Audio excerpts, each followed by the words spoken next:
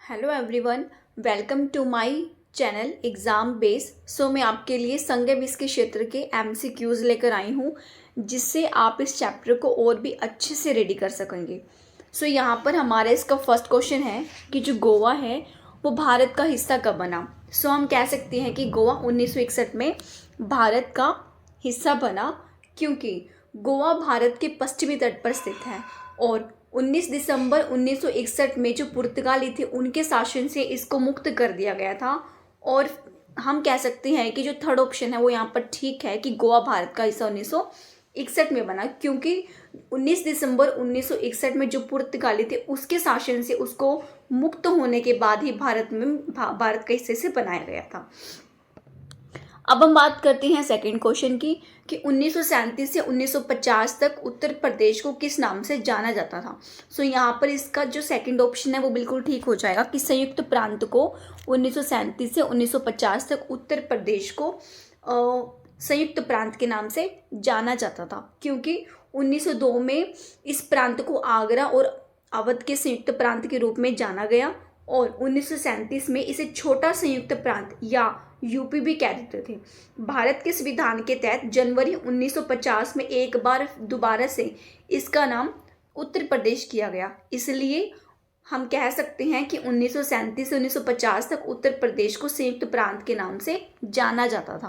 यहाँ पर हमारा इसका थर्ड क्वेश्चन है कि निम्नलिखित में से इन केंद्र शासित प्रदेशों के युग्मों को 2020 में एक एकल भारतीय केंद्र शासित प्रदेश बनाने के लिए विलय कर दिया गया था। क्वेश्चन है दादर नागर हवेली दमन और दीव को 2020 में एक एकल भारतीय केंद्र शासित बनाने के लिए विलय कर दिया गया था, क्योंकि एक्ट 2019 के माध्यम से इसे अधिनियमित किया गया था, जिसे दिसंबर 2019 में संसद के द्वारा इसको पारित किया गया था और उसके तुरंत बाद राष्ट्रपति की सहमति इसे मिल गई थी। इसलिए यह कथन सही हो जाता है कि जो केंद्र शासित प्रदेशों के युग्मों को 2020 में एक एकल भारतीय केंद्र शासित प्रदेश बनाने के लिए दादर नागर हवेली दमन और दीव को विलय कर दिया गया था।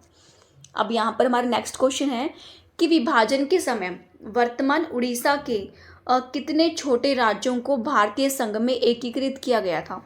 यहाँ पर इसका जो ऑप्शन फर्स्ट है वो ठीक हो जाता है कि 26 जो राज्य हैं उसको भारतीय संघ में एकीकृत किया गया था, क्योंकि 1947 में विभाजन के बाद की अवधि के दौरान जो उड़ीसा है उसके 26 छोटे रियायतों को भारतीय संघ में एकीकृत किया गया था। इन राज्यों का एकीकरण जो सरदार वल्लभ भाई पटेल थे उनके नेतृत्व में किया गया था, जो भारत के हमारे पहले उप प्रधानमंत्री और गृह मंत्री भी रहे थे। इसलिए हम कह सकते हैं कि यहाँ पे जो हमारा फोर्थ क्वेश्चन है उसका जो पहला आंसर बना है 26, वो हमारा आंसर बिल्कुल ठीक है। नेक्स्ट क्वेश्चन है कि जो केंद्र शासित प्रदेश है हमारा जो पुडुचेरी है उसमें कितने जिले हैं। यहाँ पर हम बोल सकते हैं उसमें हमारे 4 जिले हैं, क्योंकि पुडुचेरी है इसमें 4 तरह के जिले आते हैं। सबसे पहला है हमारा कराईकल, दूसरा है माहे, तीसरा है यनम और पहला है पुडुचेरी। जो पुडुचेरी और कराईकल है ये भारत के दक्षिणी भाग में जो हमारा आज का तमिलनाडु राज्य है उसमें ये स्थित है।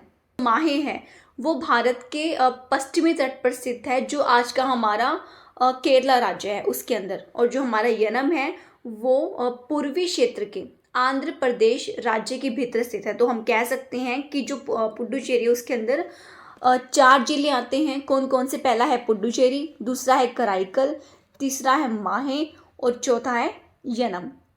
अब हमारा नेक्स्ट क्वेश्चन है कि निम्नलिखित में से किस केंद्र शासित प्रदेश को भारत में आंशिक राज्य का दर्जा दिया गया था। यहाँ पर ऑप्शन हमारा आता है पुडुचेरी।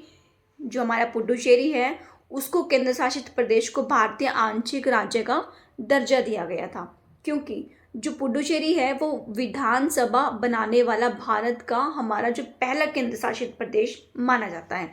इसलिए यहाँ पर जो पुडुचेरी है वो इसका ऑप्शन बिल्कुल ठीक हो जाता है। नेक्स्ट क्वेश्चन है कि निम्नलिखित में से वो कौन सा उच्च न्यायालय का अधिकार क्षेत्र केंद्र शासित प्रदेश लक्षद्वीप तक विस्तारित है।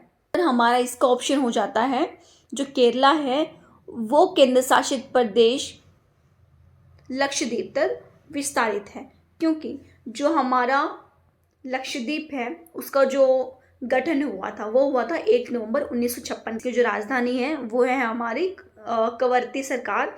इसके जो प्रशासक हैं वो हैं हमारे प्रफुल्ल खोड़ा पटेल, और जो हमारे इनके संसद हैं वो होते हैं मोहम्मद फैजल पीबी। सो यहाँ पर हम बोल सकते हैं कि जो हमारा केरला है वो उच्च न्यायालय का अधिकार क्षेत्र केंद्र शासित प्रदेश लक्षद्वीप तक विस्तारित है। यहाँ पर हमारा नेक्स्ट क्वेश्चन है कि निम्नलिखित में से कौन सा संविधान के अनुच्छेद 3 के तहत संसद के जो कानून है उसके द्वारा संभव नहीं है। तो हमारा जो 4th ऑप्शन है नए राज्यों का प्रवेश, वो बिल्कुल ठीक हो जाता है, क्योंकि जो भारतीय संविधान के अनुच्छेद जो हमारा 3 है उसने संसद को नए राज्यों के गठन और मौजूदा राज्यों के परिवर्तन से संबंधित जो हमारे कानून है वो बनाने का अधिकार दिया है। इसलिए हम बोल सकते हैं कि जो हमारा आर्टिकल 3 है उसके तहत संसद के जो कानून है वो नए राज्यों का प्रवेश का जो अधिकार है वो इसमें दिया गया है।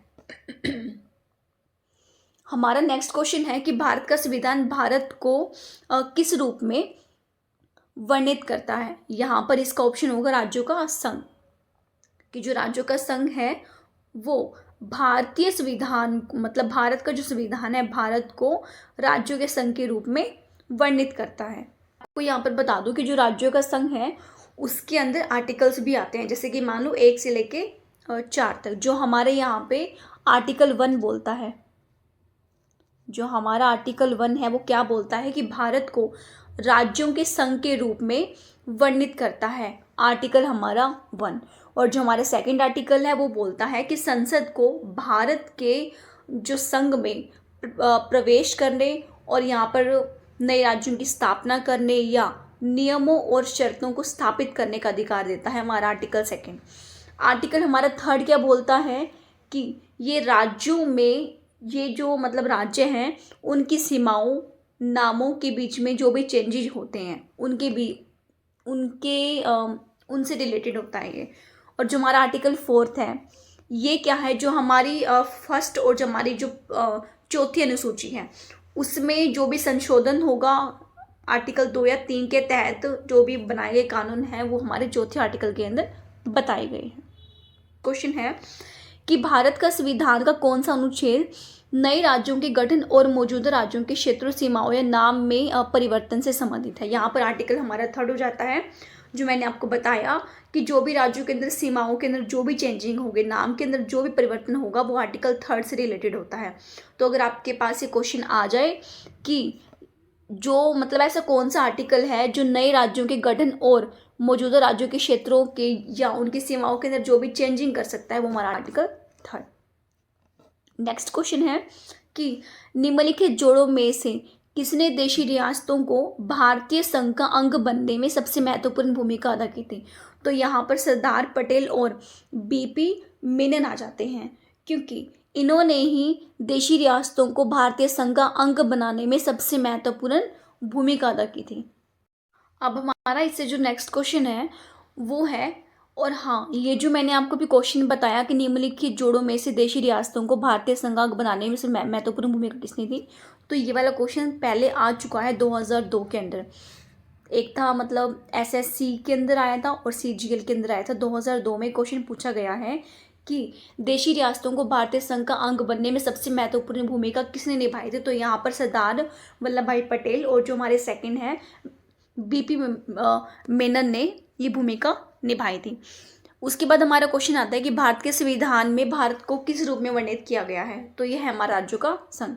जो भारत का संविधान है भारत को राज्यों का संघ घोषित किया गया है, क्योंकि जो भारत है वो राज्यों का संघ है, राज्यों से मिलकर हमारा भारत बना है और राज्यों भारत के बीच में कोई भी समझौता नहीं हुआ है अमेरिका की तरह, और ना ही कोई राज्य भारत को छोड़कर जा सकता है। इसलिए जो भारत का संविधान है वो भारत को राज्यों का संघ घोषित करता है।